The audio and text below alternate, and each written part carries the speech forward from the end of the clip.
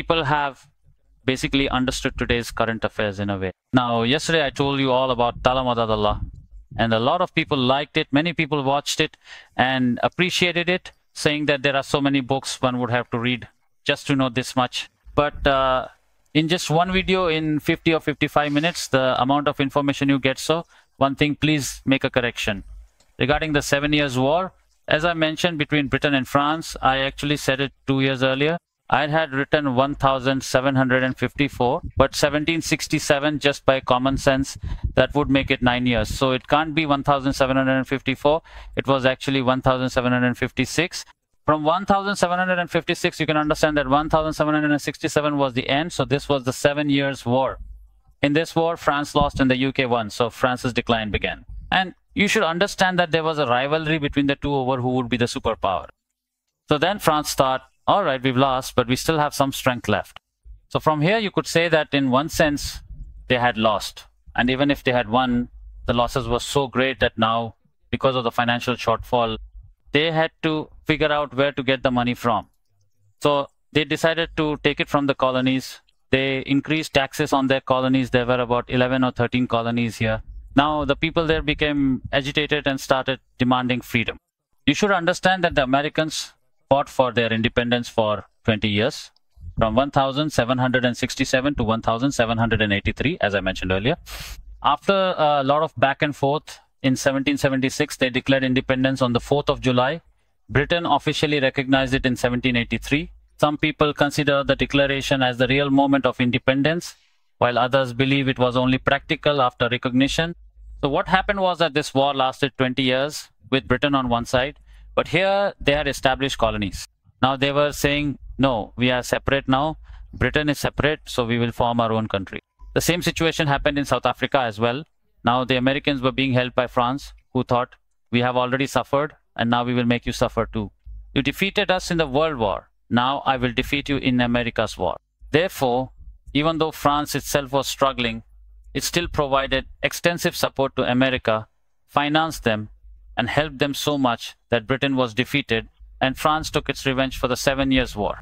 In the American War of Independence, France became so weakened that although it defeated Britain in 1783, by 1789 a revolution broke out in France itself because the treasury was completely empty. People had nothing to eat. People were demanding bread, and the Queen famously said, if they can't eat bread, let them eat cake. That was the situation.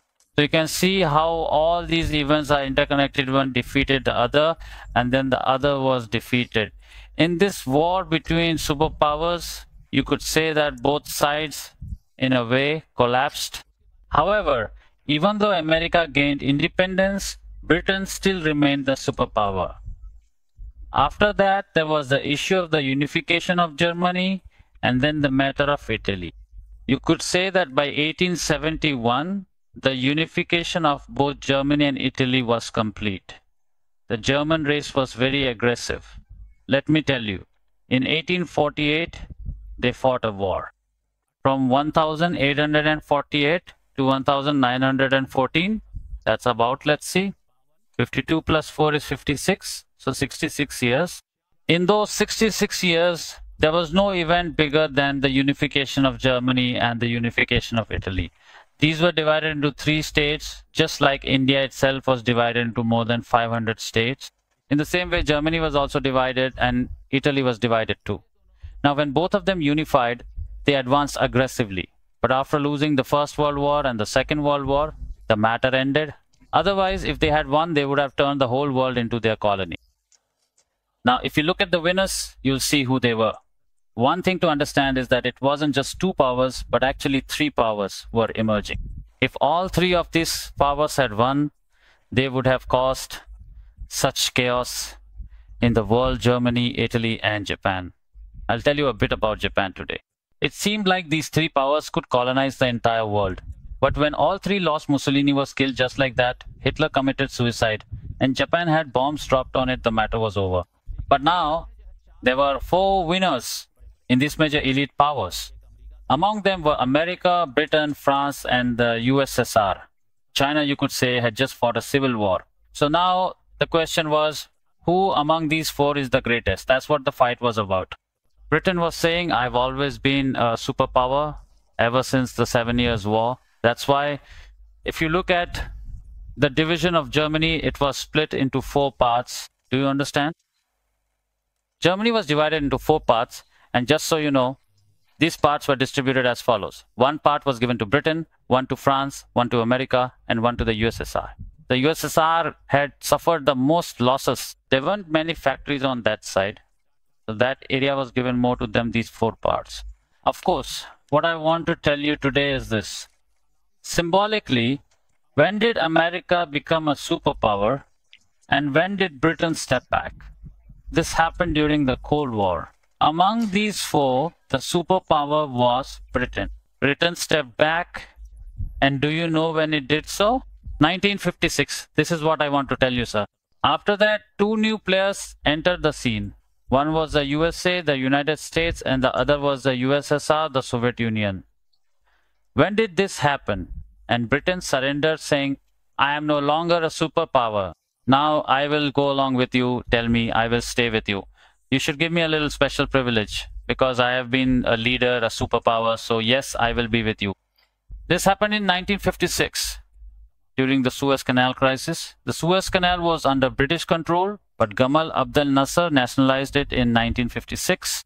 He told Britain, you'll get your money, don't worry, but now this will belong to Egypt, not to you. Because of this, Britain started a war. You see, suddenly France, the UK and Israel attacked together. On the other side, Gamal Abdel Nasser stood his ground, saying, no problem. If we have to fight the superpowers, we will, even if it means sacrificing our lives.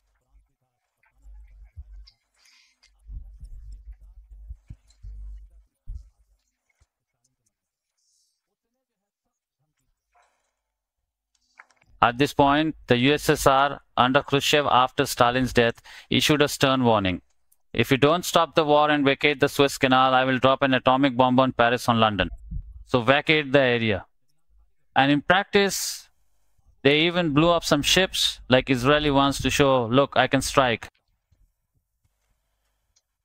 So this threat was given not just to Britain, France, and Israel, but it was actually directed at America, telling them to rein in their proteges, their allies, or else he would take drastic action. Then America realized that the situation could go from bad to worse. And even then, those countries weren't backing down. So America put pressure on all 3 of them, saying, if I get involved, you'll have to get involved too, and things will get even worse. When America applied pressure, then these 3 countries retreated. Now these 3 withdrew, left the Suez Canal, accepted defeat. So why did this happen? Because the USA put pressure on the UK and on the USSR as well. From this, you can understand that Britain was no longer a superpower because it was forced to withdraw by force, whether it was due to the USSR or the USA. So the symbolic crown of the Suez Canal was surrendered because of this defeat. Class, the superpower rivalry, Cold War, no, you can see that sometimes the USSR would get ahead in some areas, sometimes the USA would get ahead in others, sometimes one, sometimes the other. But ultimately, the USA kept moving ahead and the USSR gradually collapsed, as I told you yesterday. So in 1956, 2 things happened. One was the uprising by the youth in Hungary, which the USSR crushed by force. And the other was the Suez Canal crisis. In Czechoslovakia in 1968, there was also an uprising, which the USSR also suppressed by force.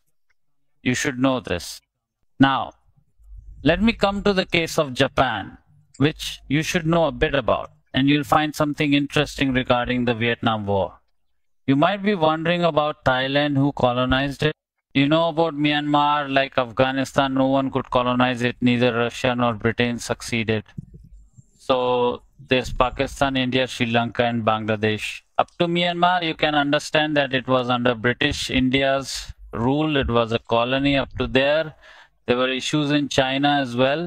Now, in 1898, there was a war between America and France, in which France left the Philippines and handed it over to America, withdrew from Cuba, and left from there as well.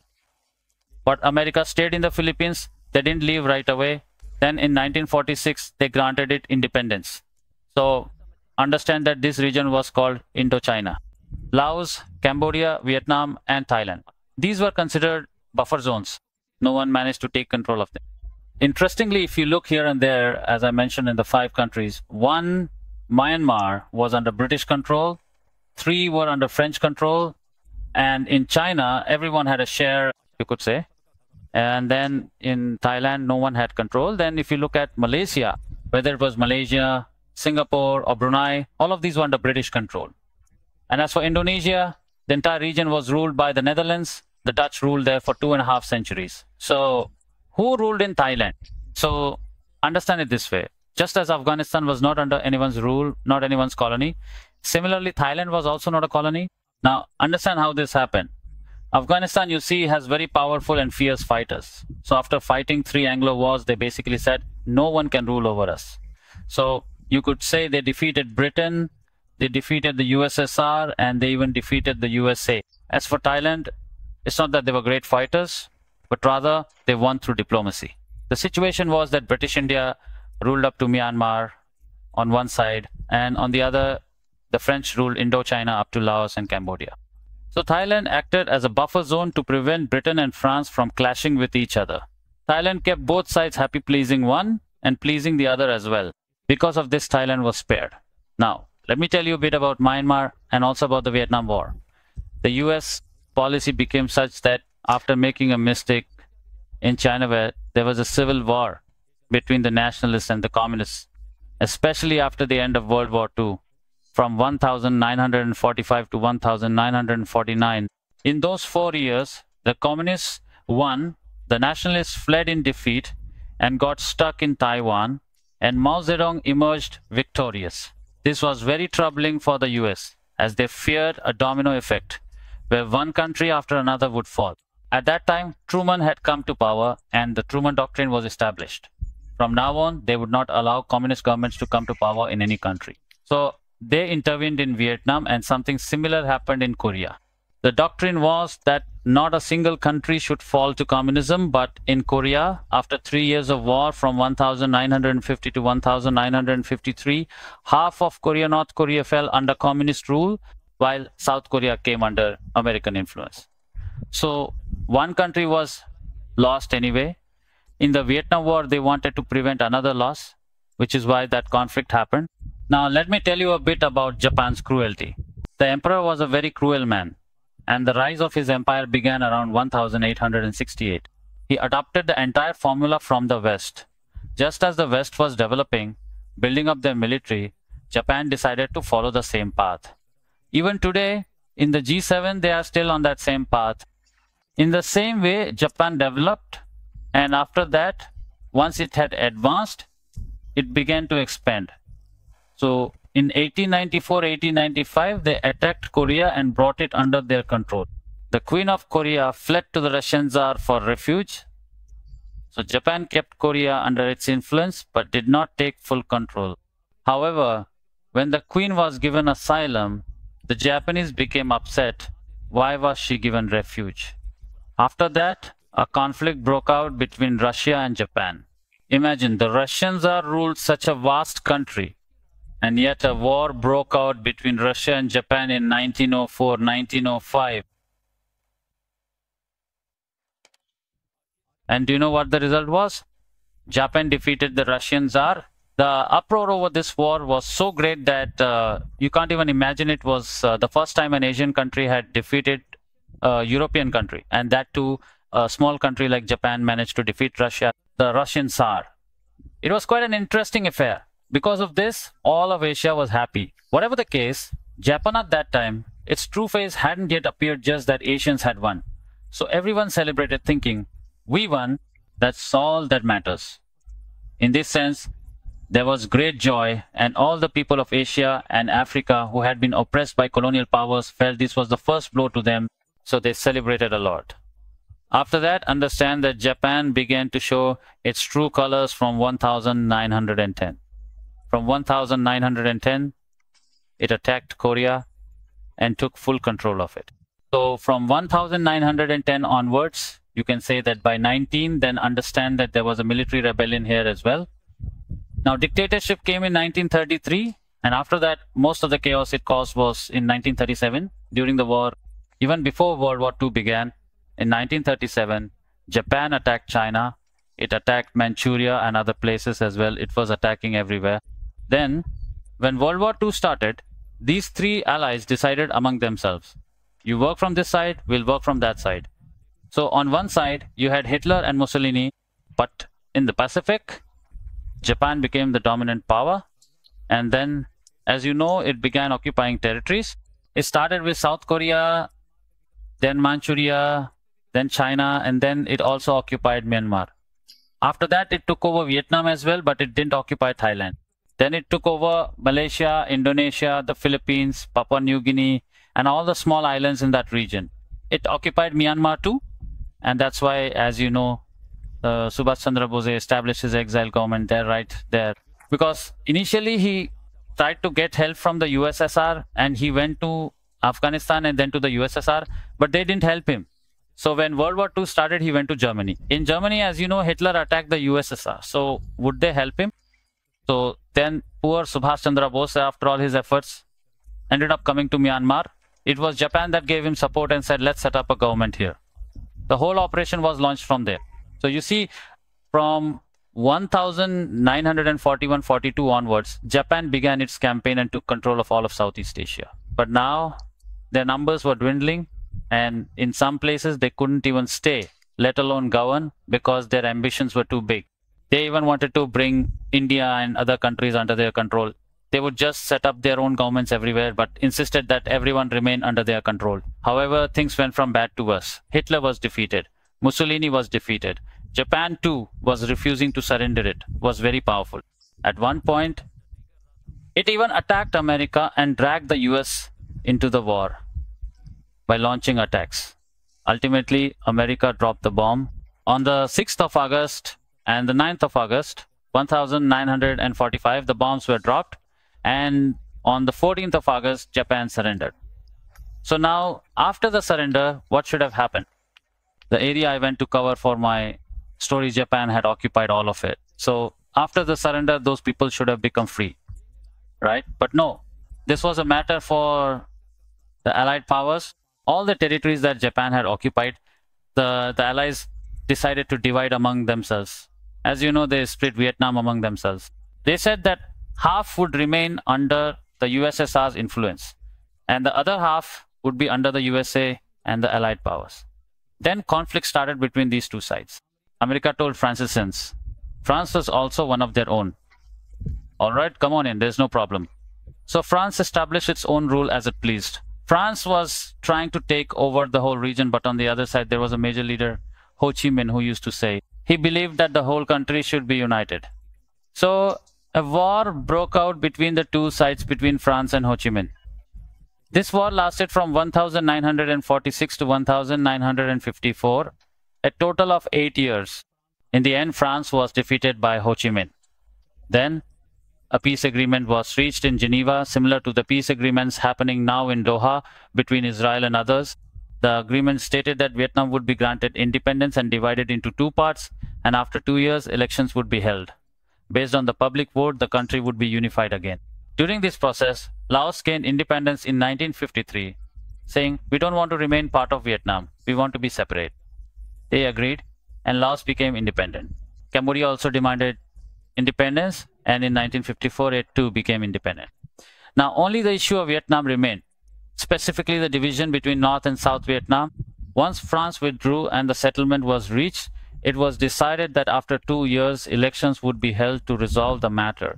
But then the American doctrine came into play. The US argued that Ho Chi Minh was a very strong leader, and if elections were allowed and things proceeded peacefully, he would sweep the entire country. France was exhausted, but the USSR and China were supporting Ho Chi Minh. So the US decided not to let this happen. If France wouldn't fight, America would. Until then, while France was fighting, the US only sent advisors. But now, with France leaving, America decided to fight directly. From 1955 to 1975, well, actually until 1973, America fought in Vietnam. From 1955 to 1965, for 10 years, the US only provided advisory support, sending commanders to train and arm the puppet government they had installed.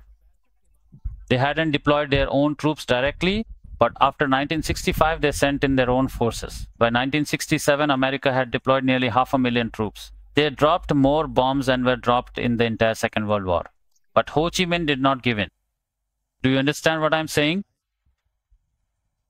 So you see, these Vietnamese people are truly remarkable and extraordinary. That is, it was first made a colony understand that in 1868, or rather from 1860 to 1898, or to be exact, from 1858 to 1898, France gradually took over and within 30 years had established complete control here. From 1898 onwards, and then until around 1940 or 1942, France maintained its hold over this place. But Ho Chi Minh had already started the struggle by forming a party in 1927 or 1928. He lived in Paris, went to the USSR and came to China. He fought the French, then the Japanese. After Japan's defeat, the French returned and he fought them again. When America got involved, he fought them for 20 years. Even America admitted defeat in 73, saying, "Brother, we surrender, let us go." And he said, "All right, go." Even after that, the agency had here, the people in the South said, "No, we will fight too." So they fought for another 2 years. And finally, in 75, the Southerners surrendered. And in 76, you could say the unification of Vietnam took place. So this Ho Chi Minh, who was a very great leader, understand that he actually passed away in 1969, 6 years before all this. He is an extremely popular leader in Vietnam, just like Gandhiji is in our India. But let me tell you, I don't consider Gandhiji as worthy a leader in that sense. Gandhiji got thousands of people killed. If he needed a leader, it should have been someone like Ho Chi Minh. If during the Second World War, these people hadn't fought among themselves and died, India would not have gotten its independence. This story that we got freedom by begging is not true. The reality is, during the First and Second World Wars, they were devastated. So how could they control their outposts? And let me tell you, during the Second World War, here in Bengal, Churchill starved people, about 3 to 4 million people. He took away all the grain, saying, "No, our soldiers need it. What will the people here eat? Let them die." 3 to 4 million, 30 to 40 lakh people died, and the Indians were cooperating with them. Now you tell me, when 3 to 4 million people died of hunger here, if even 1 million of them had taken up arms during the Second World War, and even if 500,000 had become martyrs, would India have gotten its freedom or not? You tell me, was Gandhiji's formula right or was Ho Chi Minh's formula right? In the Vietnam War, fighting against all three powers, do you know how many people died in Vietnam? About 2 million. Here Churchill killed 4 million just by starving them. No one knows this history. If I were to teach Indian history, I would tell you all about it. This is the reality. In Indonesia, for example, the Dutch wiped out 30 to 40 lakh people just like that. You should understand that Malaysia was under British rule and Indonesia, well, Japan ruled both Indonesia and Malaysia. When Japan lost, people thought they would be free. You understand, right? On the 14th of August, Japan surrendered. And on the 17th of August, Dr. Sukarno declared Indonesia's independence. But the Dutch said, "No, no, how can this be?" The Dutch came back slowly saying, "No, no, this is our old colony. How can you be free?" Japan left, you had left before, and then America drove Japan out, and now you want to come back? No, no. So understand that from 1946 war started again, and it was only in 1949 that the Dutch finally fled. Similarly, the British returned to Malaysia saying we will stay too. No, they tried to hold on, but finally in 1957 Malaysia got its independence. You see,